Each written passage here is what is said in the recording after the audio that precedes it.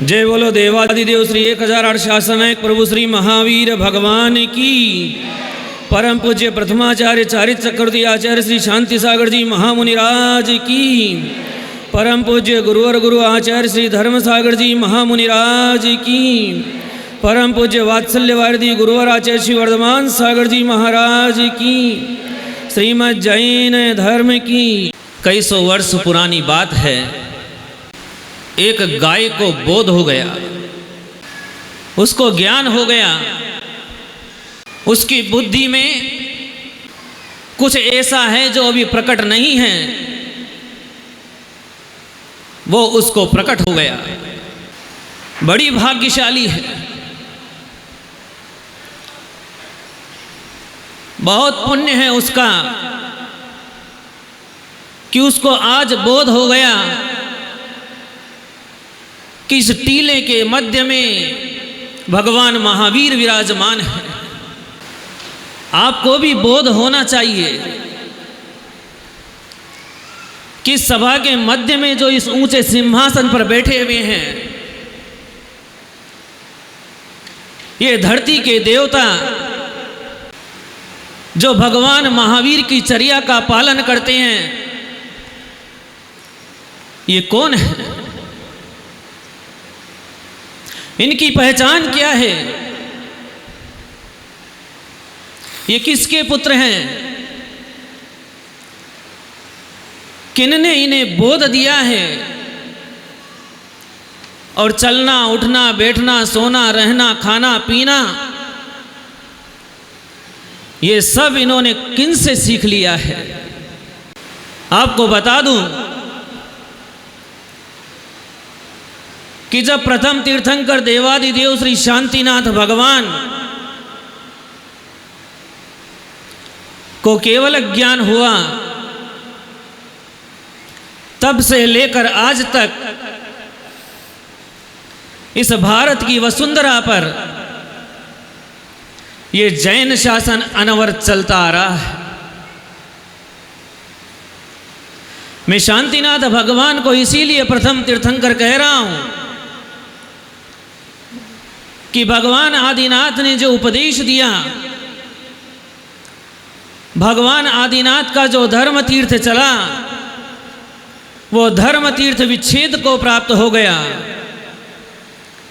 लेकिन शांतिनाथ भगवान के केवल ज्ञान होने से जो धर्म तीर्थ चला, वो आज तक अविच्छिन्न विद्यमान है।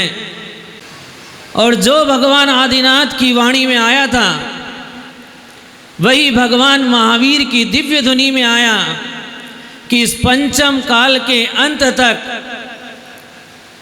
ये भगवान शांतिनाथ की अक्षुण्ण परंपरा विराजमान रहेगी।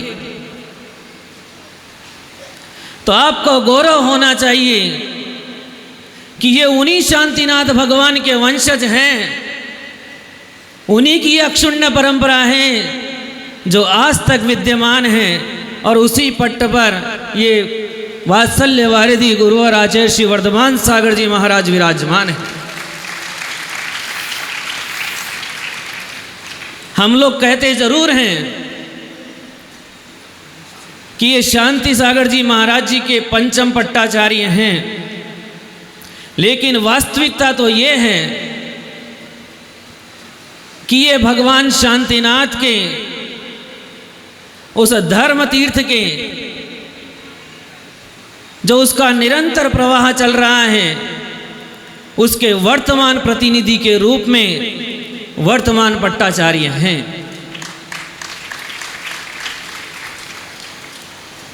इस 20वीं सदी के पहले कई वर्षों तक आचार्य पद का लोप हो गया, लेकिन मुनि परंपरा कभी भी विच्छिन्न नहीं हुई। मुनियों की परंपरा अक्षुण्ण रूप से चलती रही। उसी अक्षुण्ण परंपरा की 20वीं सदी में प्रथम आचार्य बने तो वो आचार्य शांति सागर जी महाराज थे। और उनके बाद उनके शिष्य आचार्य वीर सागर जी इस पट्ट परंपरा के आचार्य बने। उनके बाद शिव सागर जी महाराज और उनके बाद भोले बाबा आचार्य श्री धर्म सागर जी महाराज, उनके बाद आचार्य अजित सागर जी महाराज और आचार्य धर्म सागर जी महाराज के ये लघुनंदन आचार्य अजित सागर जी महाराज के बाद इस परंपरा को अक्षुण्ण रूप से सुशोभित किए हुए हैं। उस गाय को बोध हो गया कि इस टीले के नीचे भगवान महावीर विराजमान है। वो सोचती है, विचार करती है कि मैं भगवान का कैसे आह्वान करूं, पूजा करूं अपने नाथ की, कैसे सत्कार करूं, कैसे इनका अभिनंदन करूं, मैं क्या करूं, मेरे पास क्या उपाय है। ऐसे अनेक संकल्प विकल्पों के घेरे में वो घिर गई और विचार करने लगी। और विचार करते करते उसके स्मरण में आया कि अहो देखो, भगवान आदिनाथ ने 4 अनुयोगों का उपदेश दिया है। आपको मालूम है ना 4 अनुयोग कौन कौन से होते हैं? प्रथमानुयोग में ही बता देता हूं। प्रथमानुयोग, करणानुयोग, चरणानुयोग और द्रव्यानुयोग। उसको बोध हो गया, उसको स्मरण में आ गया वो बात कि भगवान आदिनाथ ने 4 अनुयोगों का उपदेश दिया है और ये जो नीचे बैठे हुए तीर्थंकर भगवान महावीर हैं, ये उन 4 अनुयोगों के स्वामी हैं। और मेरे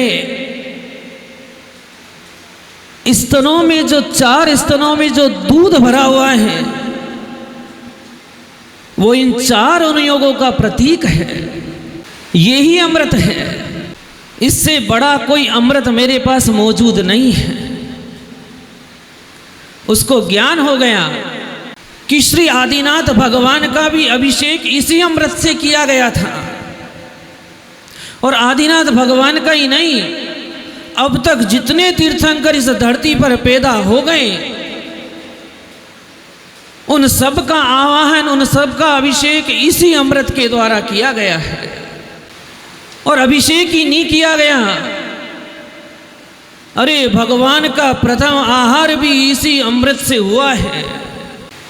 ये भगवान की जो 4 अनुयोग हैं, ये अमृत हैं,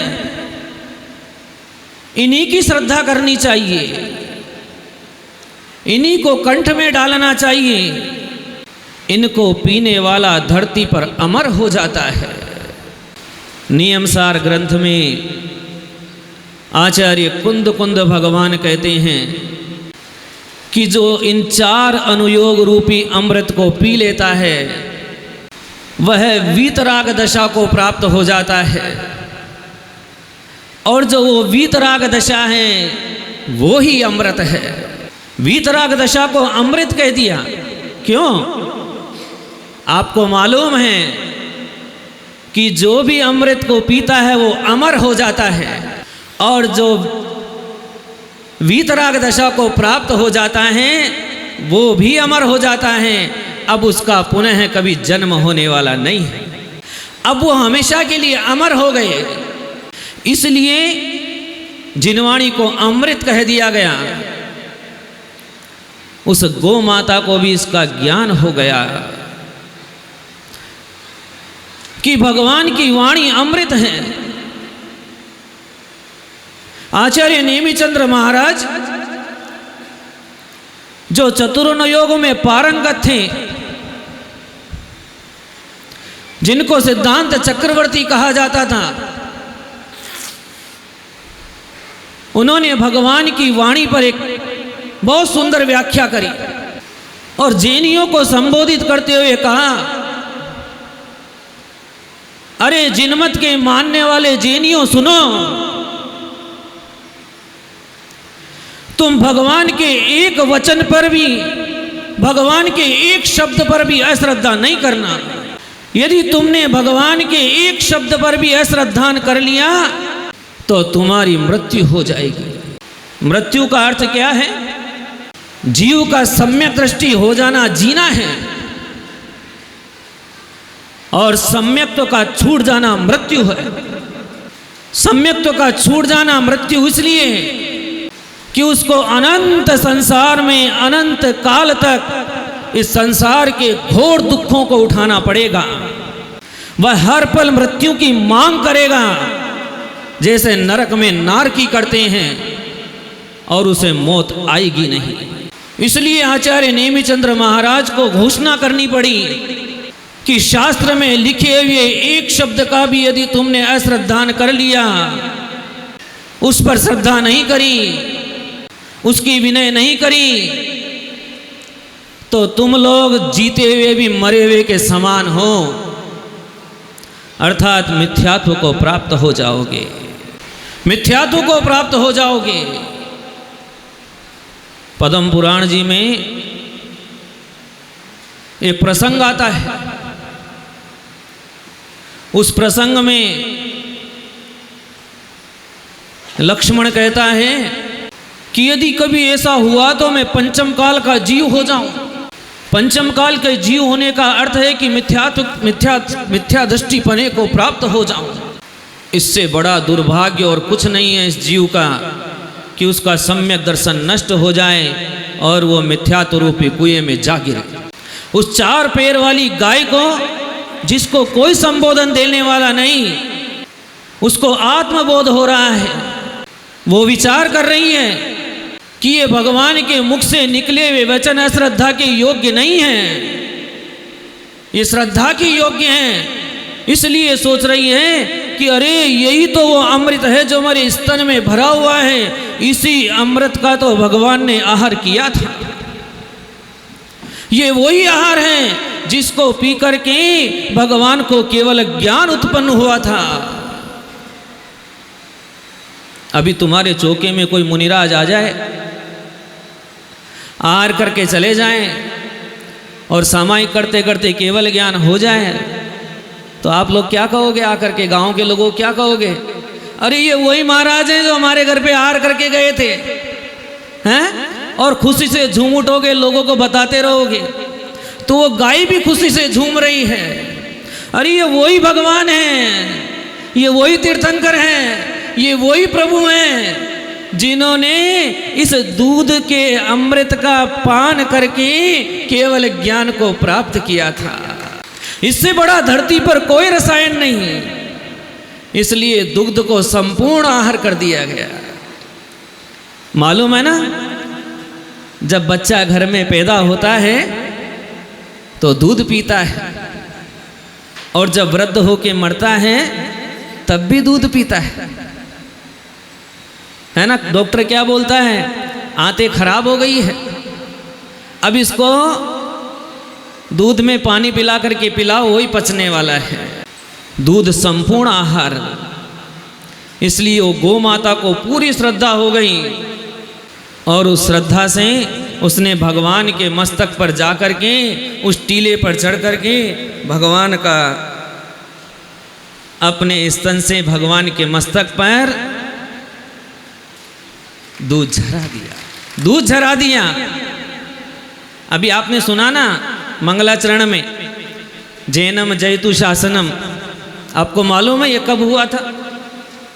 अरे जिस दिन उस गैया ने उस प्रभु की प्रतिमा के ऊपर दूध झराया, तब से आज तक जैन शासन जयशील हो रहा है। जैन शासन निरंतर वृद्धि को प्राप्त हो रहा है। ये उस दुग्ध की महिमा है। और यदि विश्वास नहीं हो तो ये महावीर जी के, भगवान महावीर की तरफ एक बार झांक करके देख लेना। और विश्वास नहीं हो तो अपने पूर्वजों से घर जाकर के पूछ लेना कि जब से इन भगवान महावीर के दर्शन किए हैं तब से आपको उपलब्धि हुई है कि या कुछ खो गया है। वो कहेंगे निहाल हो गए, एक बार ये प्रभु को देख लिया निहाल हो गए, इनको छुआ भी नहीं, देखने मात्र से निहाल हो गए। दर्शन करने वाले कांच पे जाकर के कांच को हाथ लगा करके ऐसा महसूस करते हैं कि भगवान के चरण छू लिए। कहां से आ गई ये अतिशयता? ये उस गाय के भक्ति का प्रभाव है। वो पूरे भक्ति से टीले पर चढ़ गई। अब उसको संकोच नहीं हुआ, अब उसको पाप का भय नहीं हुआ, क्योंकि उसको याद था, उसको मालूम था कि शुभ कार्य करने से पुण्य प्राप्त होता है और अशुभ कार्य करने से पाप की प्राप्ति होती है। उसको ज्ञान हो गया, इसलिए वो शुभ कार्य करने के लिए कि मेरा कल्याण तो यही होने वाला है। क्या कहते हैं आचार्य देव? एकापि समर्थेयम जिन भक्ति दुर्गतिम निवार्यतुम पुण्यानि च पूर्यतुम दातुम मुक्तिम श्रेय कृति। कि हे भगवान, तुम्हारी ये एक भक्ति सारी दुर्गतियों को टालने में समर्थ है, और तो क्या ये मुक्ति रूपी लक्ष्मी को देने का भी सामर्थ्य रखती है। उसको बोध हो गया कि आज मेरे द्वारा जो भगवान की भक्ति की जाएगी वो भक्ति निष्फल होने वाली नहीं है। उस भक्ति से मेरा ये संसार सागर नष्ट को प्राप्त हो जाएगा। अनंतानंत संसार संतति छेद कारणम जिन राजय पदाम भोजय स्मरणम शरणम मम। ये अनंत संसार की जो संतति है, जिसमें मैं आज तक जन्म मरण करता हुआ आ रहा हूं, अनेक प्रकार के दुख उठा रहा हूं, ये कैसे मिटेगी? इसका एक ही उपाय है, हे भगवान आपके चरण कमलों की पूजा। यही संसार की संतति का छेद करने में समर्थ है। एक गौ माता को इतनी भक्ति, इतना बोध उत्पन्न हो रहा है, और हम लोग जिनको पग पग पर गुरु के वचन सुनने को मिलते हैं, हमारे पास शास्त्र पढ़ने का, शास्त्र का अनुभव है, लोगों से बोधि को प्राप्त होते हैं, अनेक प्रकार के शुभ वचन सुनते हैं, और यदि प्रवचन करवाने बैठा दो तो 2-3 घंटे तक अपने अच्छे विचार रख सकते हैं, लेकिन फिर भी उस गाय जैसी भक्ति अपने भीतर में प्रकट नहीं होती है। ये दुर्भाग्य है। वो गाय बार बार संबोधन कर रही है, अरे मैं त्रियंच होकर के भगवान के एक एक वचन पर श्रद्धा रखती हूं, तो क्या तुम मनुष्य होकर के श्रद्धा नहीं रख सकते? उसके शब्द आपको समझ में नहीं आते, लेकिन उसके शब्द मुझे समझ में आते हैं। इन मुनियों को, इन साधुओं को उस गाय की एक एक प्रवृत्ति समझ में आ रही है।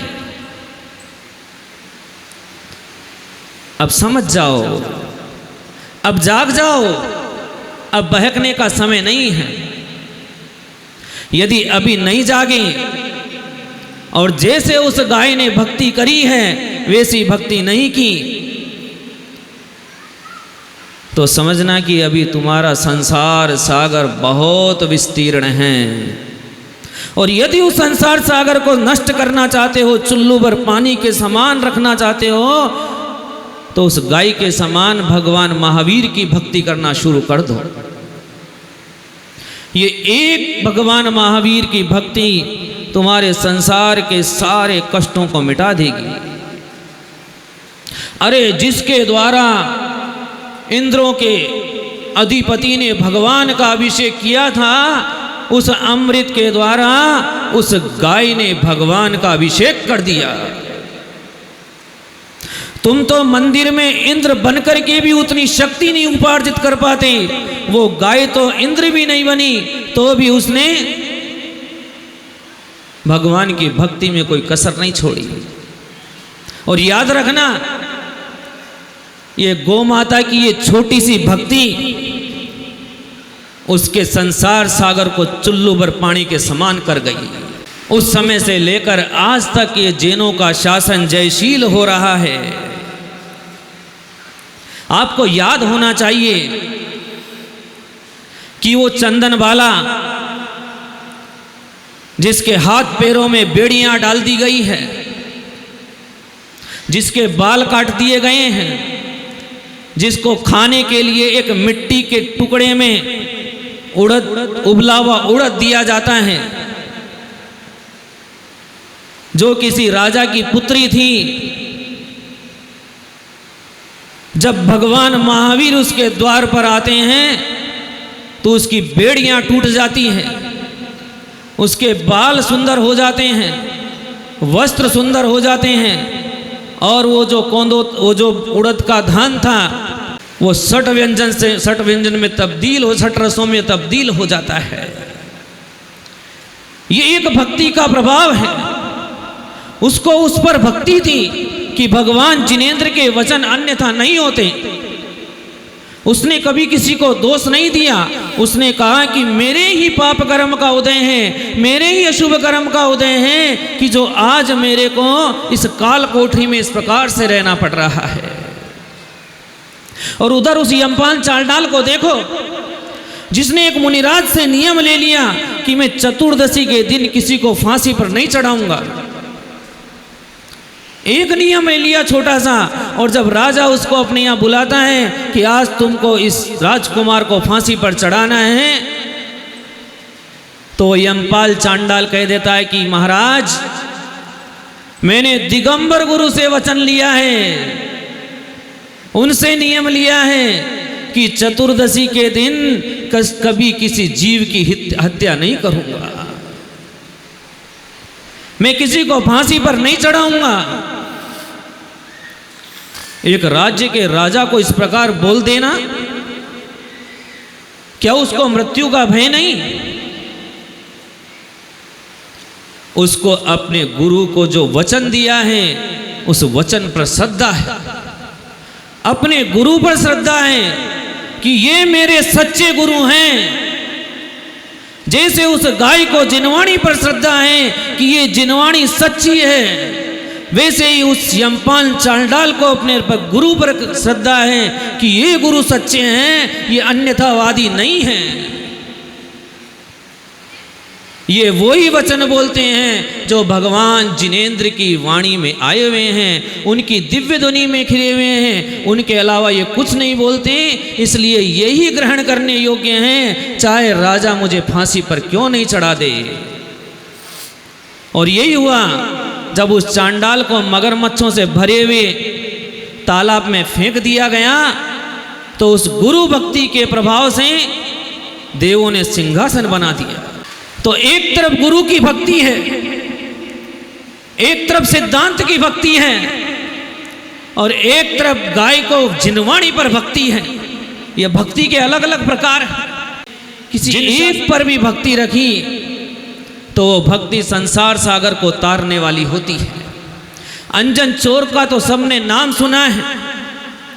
अंजन चोर को तो सिर्फ इतनी सी भक्ति थी कि ये जो सेठ है ये कभी झूठ नहीं बोलता, क्योंकि ये जिनेंद्र भक्त है, भगवान के भक्त पर श्रद्धा है।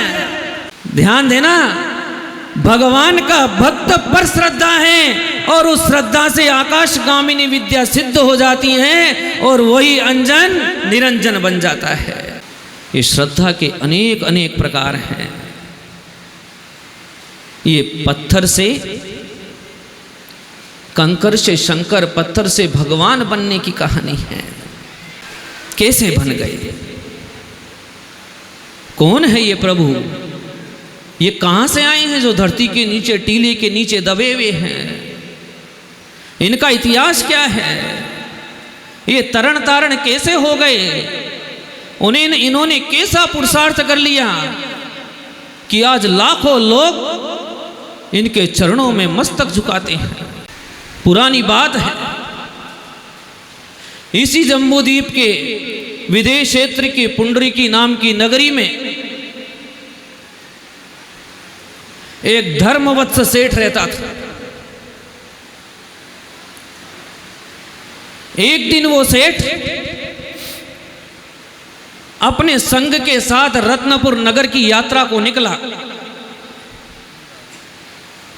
और यात्रा को निकलने लगा तो एक सागर सेन नाम के मुनिराज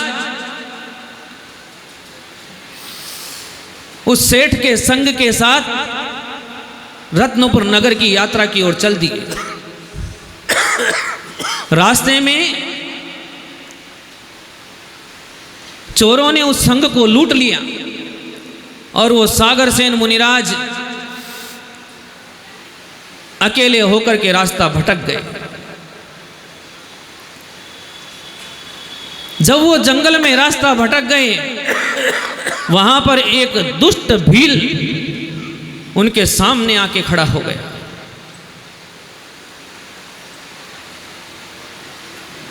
भील सोचता है कि आज मुझे बहुत अच्छा शिकार मिला है, आज इनका मांस पका के खाऊंगा। लेकिन जैसे ही मुनिराज की मुद्रा देखता है और उनके निकट आता है तो उसके परिणाम शुभ हो जाते हैं और वो उन मुनिराज से धर्मामृत का पान कर लेता है। वही पुरुरवा भील उन मुनिराज की भक्ति के प्रभाव से, उस धर्म श्रवण के प्रभाव से, उस धर्म ग्रहण करने के प्रभाव से वहां से चल करके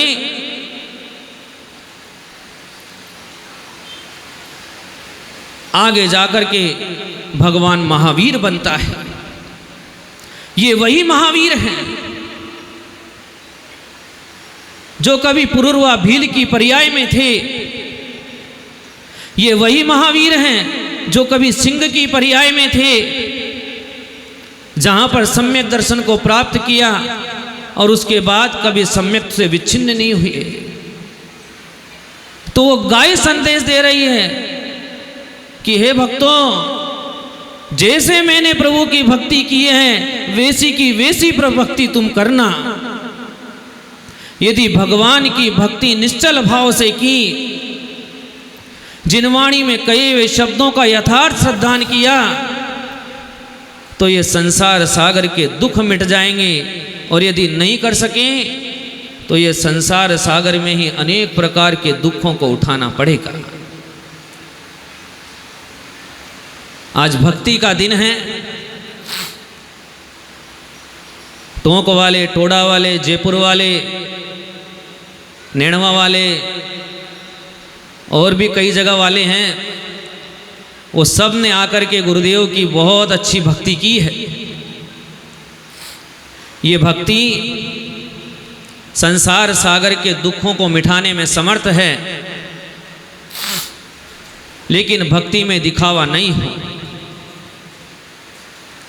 भक्ति दिल से हो, भक्ति मन से हो, भक्ति श्रद्धा से हो, तो ये भक्ति कार्यकारी है, कल्याण करने वाली है।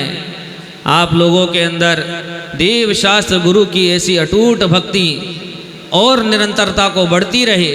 इन्हीं मंगलमय भावनाओं के साथ बोलिए परम पूज्य गुरुराज श्री वर्धमान सागर जी महाराज की